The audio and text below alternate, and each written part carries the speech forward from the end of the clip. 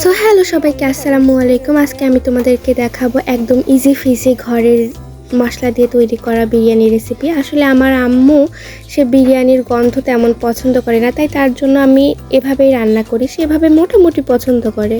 সে কিন্তু বিরিয়ানি লাভার না, কিন্তু তারপরেও সে এরকম করে পছন্দ করে, আর আমারও বেশ পছন্দ। সো চলো দেখে নেওয়া যাক কীভাবে করেছিলাম। সো ফার্স্টেই আমি দিয়ে দিয়েছিলাম একদম ঘরে কিছু বেসিক মশলা, যেগুলো আমাদের ঘরে সব সময় থাকে। তো সেগুলো আমি একটু গরম করে মানে তেলে নিয়ে সেগুলোকে আমি জাস্ট গুঁড়ো করে নিয়েছি। আর আমি পাটাতেই গুঁড়ো করে এখানে 1 কাপ দুধ, আর তার মধ্যে আমি অর্ধেকটা লেবুর রস দিয়ে মেখে রেখেছিলাম, আর তার মধ্যে এই যে গুঁড়ো করা মশলাটা দিয়ে দিলাম। আর এখানে আমি সজপাতির গুঁড়ো, তারপরে জিরের গুঁড়ো এগুলো দিয়ে দিচ্ছিলাম। একদম বেসিক মশলা দিয়ে দিচ্ছিলাম। আর আসলে যে মশলাগুলো বাসাতে সবসময় থাকে আমি সেগুলো দিয়ে এটা করেছি, একদম ইজি ফিজি। এখানে দিয়েছিলাম আদা বাটা, রসুন বাটা।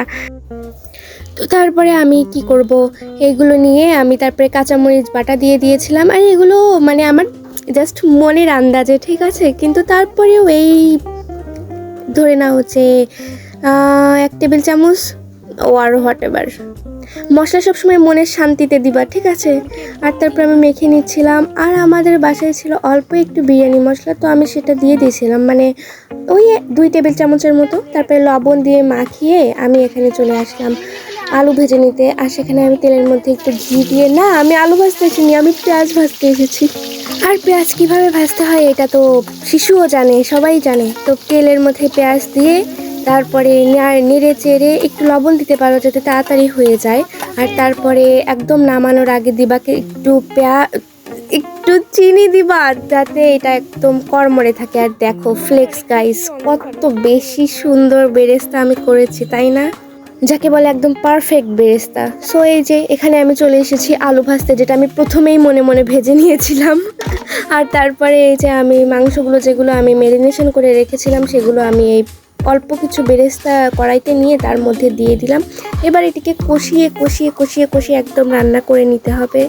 তো এতটুকু বেসিক তো সবাই জানে যে একদম কষিয়ে কি করতে হবে, যে পানিটা আছে সেটা প্রথমে শুকিয়ে নিতে হবে। আর তারপরে তুমি প্রেশার কুকারেও দিতে পারো, আমি তো প্রেশার কুকারেই দিয়েছিলাম। আর তারপরে এখানে আমি কয়েকটা রসুন দিয়ে দিয়েছিলাম, কারণ আমার এটা অনেক বেশি ভালো লাগে। আসলে এটা কিন্তু অনেক ইজি একটা রেসিপি। আর তারপরে আমি দিয়ে দিয়েছিলাম এর মধ্যে ভেজে রাখা আলুগুলো। আর তারপরে এগুলো কষিয়ে নিয়ে তারপরে দিয়ে দিবা প্রেশার কুকারে।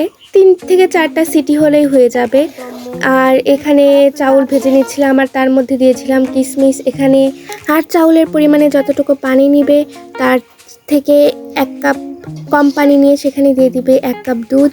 আর তারপরে এখানে আমি একটা লিকুইড বানিয়ে নিয়েছিলাম।